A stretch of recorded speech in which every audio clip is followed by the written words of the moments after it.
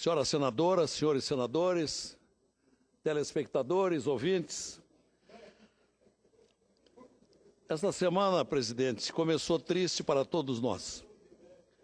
Além do passamento do nosso senador Luiz Henrique, que merecerá sessão especial para ser homenageado nos próximos dias, o meu Rio Grande do Sul perdeu o ex-ministro da Agricultura, Mendes Ribeiro Filho, e o radialista Lauro Agman, muito respeitado por sua história na comunicação e na política do Rio Grande do Sul.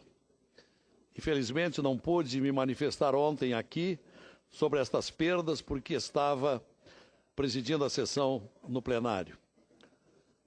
Conheci muito bem os dois homens públicos que nos deixaram. Mendes Ribeiro Filho era filho do ex-deputado federal Mendes Ribeiro e também grande jornalista gaúcho.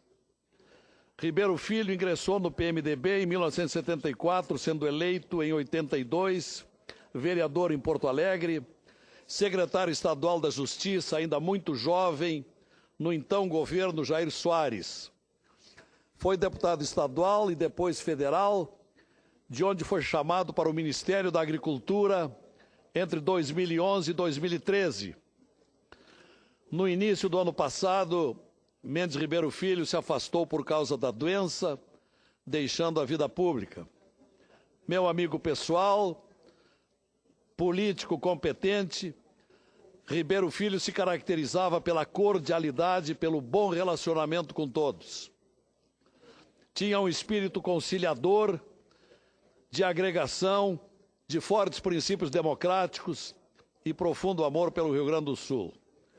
Então, deixo aqui minha solidariedade à esposa de Ribeiro Filho, a Fernanda, e a toda a família. Um grande amigo, um grande político que se foi. Já anteontem, no dia 11, perdemos também o radialista gaúcho Lauro Agman, aos 84 anos.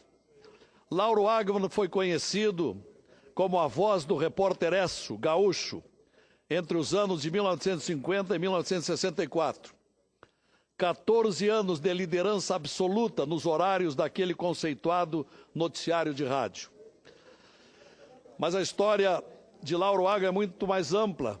Em 1961, Lauro Agman aderiu à campanha da legalidade de Leonel Brizola, sendo um dos principais locutores do movimento em defesa da posse de João Goulart como presidente da República após a renúncia de Jânio. Lauro Agman foi vereador em Porto Alegre em 64, deputado estadual em 66, cassado 3 anos depois, só retornando à vida política em 1980. Foram duas perdas que não poderiam deixar de receber o nosso registro de pesar nesta casa. Feito esse registro, senhora presidente, quero aproveitar o momento para assinalar um outro fato, mas bem mais auspicioso.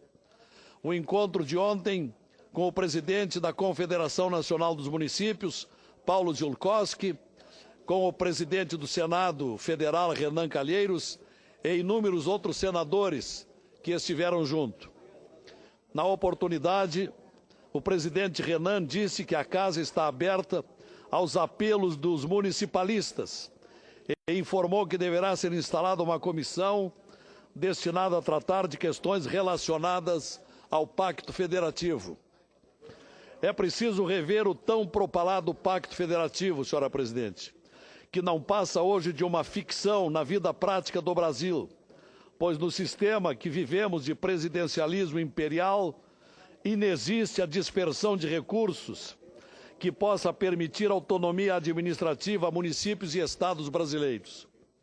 Sem esta revisão do pacto, que venha a tornar o país uma efetiva federação, o Brasil não sairá da calamidade hoje vivida em seus estados e municípios. Neste contexto, podemos apanhar um dos tantos exemplos possíveis da problemática e numa área transcendental para nosso crescimento, a da educação e o reconhecimento do valor dos professores. Refiro-me à notória dificuldade para que os municípios e estados cumpram a lei do piso do magistério. Os prefeitos e governadores querem cumprir o piso, mas não há dinheiro. É bom frisar que a União não entra com nenhum centavo para o cumprimento desse piso. Existe, aliás, a proposta de emenda à Constituição de autoria do nosso senador Cristóvão Buarque, que institui a complementação por parte da União dos recursos necessários ao pagamento de professores. Esta PEC é importantíssima e devemos levá-la adiante.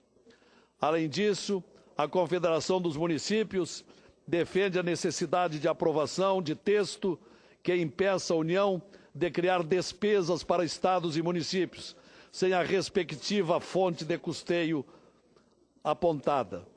A medida é fundamental para que possamos reequilibrar o Pacto Federativo, de modo a que os municípios e estados sejam capazes de atender com dignidade, respeito e qualidade os cidadãos. Era o que tinha a dizer, senhora presidente. Muito obrigado.